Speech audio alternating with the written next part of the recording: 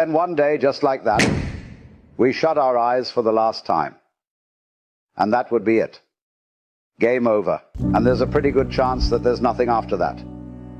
No do-overs, no second chances. Just nothing. You cease to be. Now imagine you knew that was coming and you had a couple minutes before you closed your eyes. Do you think you'd look back happy? We have one shot in this life, and yet we're still scared to truly live. But the odds of you being born are 1 in 400 trillion. But the odds of death?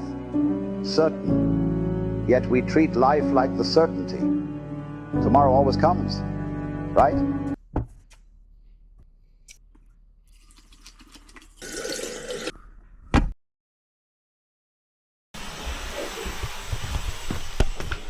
The heavens opened then. During that workout, it was ruthless. Socks were soaked, everything was sticking to me. There's no way I fancied doing 5 kilometers drenched like that. So nice 5k cool down now.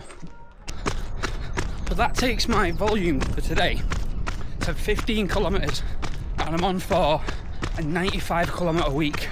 It hasn't come without its challenges while I've been on holiday, but it is not a question that I would not get it done. It would make me feel like shit if I didn't do my workouts. It's just navigating this holiday park with all the traffic, which doing your easy runs isn't that much of a problem. But when you're doing some speed work, that can be a problem. The run felt good. 200 meter reps at a fast pace. For me anyway, 2:55 to 3 minute per k pace. Even though it was only 200 meters, the leg turnover was quick. Going into a couple of kilometers at threshold after that at 3:42 pace made 3:42 pace feel slow, because I was doing such a mad leg turnover at the 200 meters. 3:42 pace isn't slow for me, but it felt slow because of the turnover that I was doing.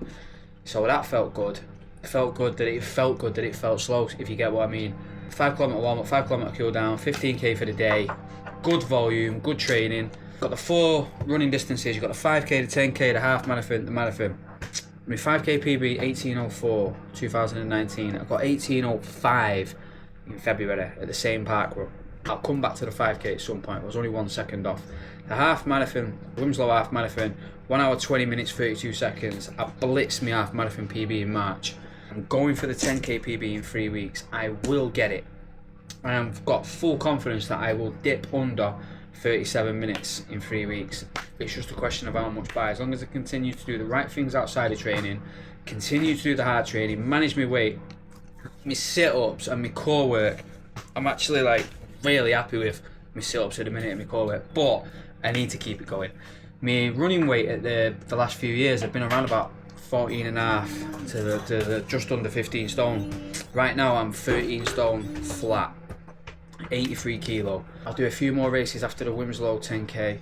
Got the Knutsford 10k, the Winslow Festive 10k. I'll do some 5ks in between. The marathon I'm not going to touch till next year, because I've just not got the build up for it. And next year when I do the marathon, I don't want it to be a question of can I go under 3 hours. It's just a question of how far under 3 hours I can go.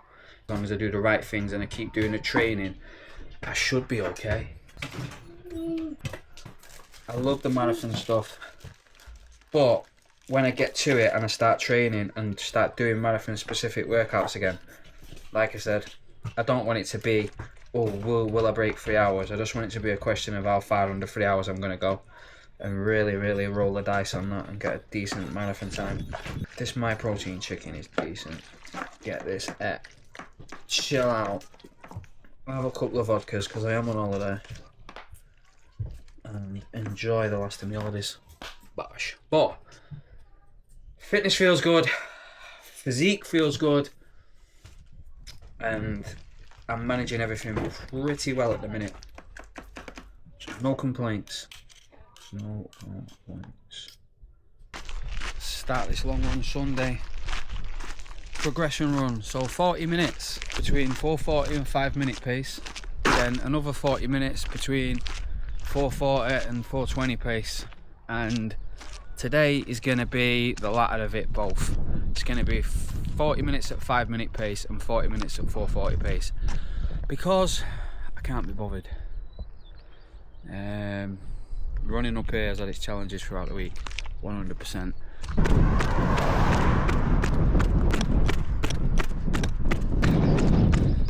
I think I've got about 1.5 kilometres left. Hi Lace! Hi Lil, where are you two going? Okay. I'm nearly done. I love yous. Keep up the good work. Thank you. That's the long run done. 18 kilometres. I never stuck to what I said I was going to stick to. I planned in my head to go 5-minute pace for 40 minutes and then 4:40 pace for 40 minutes, but I ended up just running it pretty reckless and just even splitting it. Well, just not reckless, just normal really. But the elevation give and take round here is ruthless. You're either going really downhill or you're going really uphill, so the pacing just looks all off. I think there was like close to 200 metres of elevation in the run in 18k, which I think that's double or even treble what I'm used to. I had the choice to either wait and do it later because we've got the drive home today, so it's a 5-6 hour drive home. I just didn't fancy getting out the car later on tonight and running 18 kilometres after being driving for so long, so opted to get it done on the hillier route, but I'm glad I did because now I can get a little bit of scran, get back, enjoy what's left of the holiday and then kick on home. We have to pin lock the gate because April will escape. April. She ain't mastered that lock yet.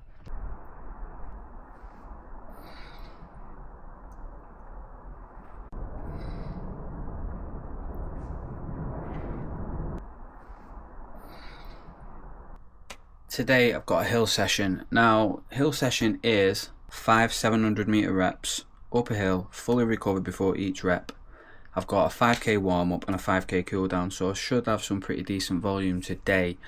The only trouble is I'm going to struggle to find a hill around here 700 metres in length. I've got one, but it's not much of one.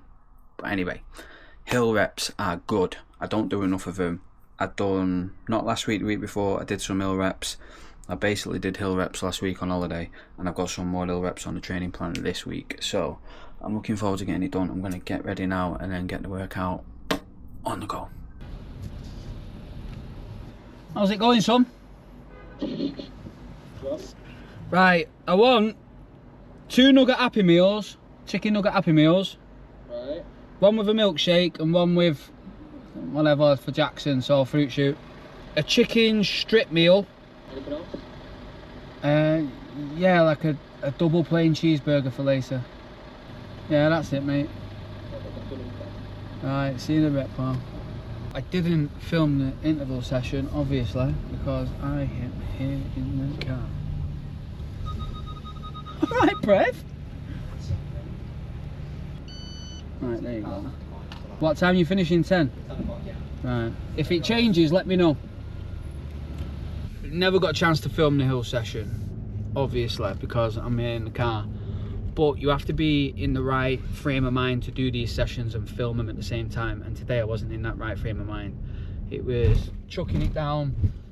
I needed to just get it done. Hill reps are not my favourite session at all. That's why I hardly do them. But I know they're beneficial. And now I've got a running coach from Ireland. He's called Anthony O'Brien. Trains at the Dublin Track Club. And a lot of good runners come out of there. He's handling my training from now on. I have 3 speed sessions a week.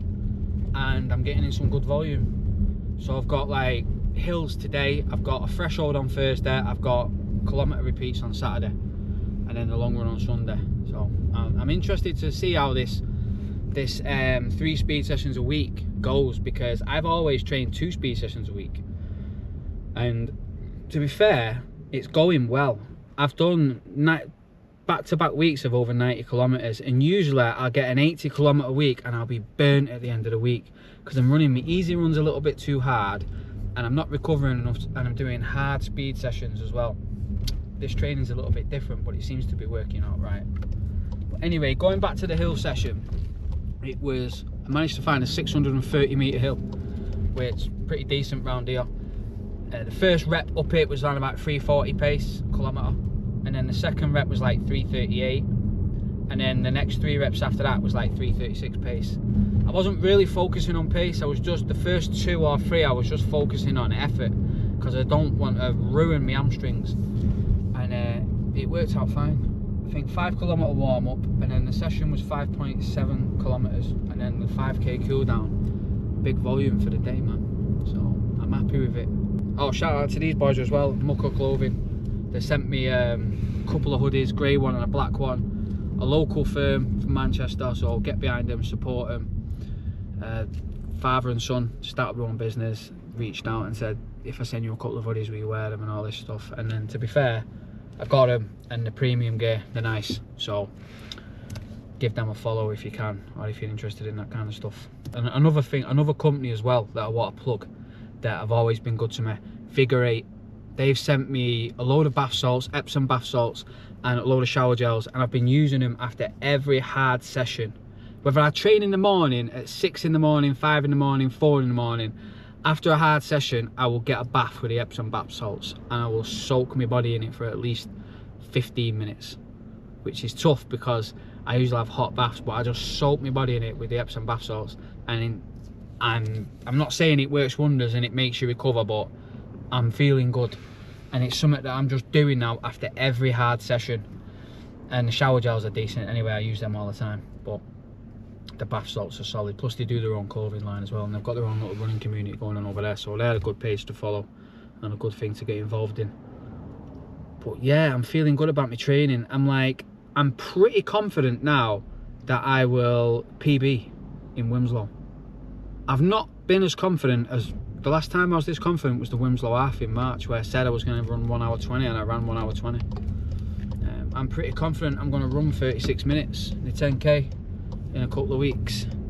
Actually, dead confident I am. I just don't know how far in. I don't know whether it's going to be 36:59 or whether it's going to be mid 36 or whatever. But the main goal is to get a PB. I want to demolish all my PBs this year, like I've covered earlier on in the video. I'll come back to the 5k, but the half marathon and the 10k is up now, and that is getting blasted. And then the 5k will fall, and I'll get a 17-minute 5k this year. And then next year, the big one. I'll get some solid training in, and I'll do a marathon next year. I don't know what marathon though. Like, you have to enter these marathons like a year in advance. I'm just not keen on doing that. You can never predict where you're going to be in a year, or where your fitness is, what your body's going to be like in a year. Do you know what I mean? I'm not big on the world majors either. I've seen a lot of people throw up on Instagram about they've been rejected from London. Some people have been approved. I mean, well done if you got approved. But to me, this whole ballot process with the London Marathon, I put no stock in any of the world majors. They just don't interest me. Like, other things I do might not interest other people, but they just don't interest me running a world major. I don't see the point in spending thousands of pounds travelling all over the world to run a marathon. But to me, you know, if someone could show me they've completed 2 world majors, all of them back to back twice, like, it wouldn't impress me. It's like, well done for that, but to me, I'd rather have a fast marathon time. I don't care where to run it, as long as it's a legit race and I can run a PB on it. I don't care whether it's in the back end of nowhere or whether it's on London Marathon. So I'm just probably run Manchester next year. That's what I'll probably do, because that's probably the next best thing to a flat course. So I'll probably do that. But yeah, seen a lot of people going about the London Marathon and stuff. I personally think if you're really invested in doing these majors and stuff, you shouldn't be able to enter the ballot twice on the bounce, 3 times on the bounce, and get places like that when people enter it and never get a place. And you can get some people that get lucky that just keep getting places. Do you know what I mean? And it's like, there should be enough to go around. You should be giving other people a chance, really. And you enter it, you get in with the ballot, decent. You've not got to raise money for charity and go asking around for money and all that sort of stuff and get stressed around with that. Or if charity is your thing, you do that. But I think if you get lucky with the ballot, that's it. You should have like a year or something away from it and let other people get in. Because the brutal thing is people enter it who have never ran a marathon before, and fair play. But then what'll happen is they won't even bloody run it when it comes round to it, because they won't bother doing the training. And it's just like a thing, like they'll see it on telly and think that looks cool, throw the name in the hat. This is not everyone, You enter in, you get accepted, then all of a sudden, nah, I don't want to run it. A year later, like, oh right, you remember that? How many places get wasted? But anyway, that's enough rambling. Yeah. I had a decent session today. And I've got another decent session coming tomorrow as well, so... Well, that's just an easy one tomorrow. But there'll be more training videos coming out. Better training videos than this one.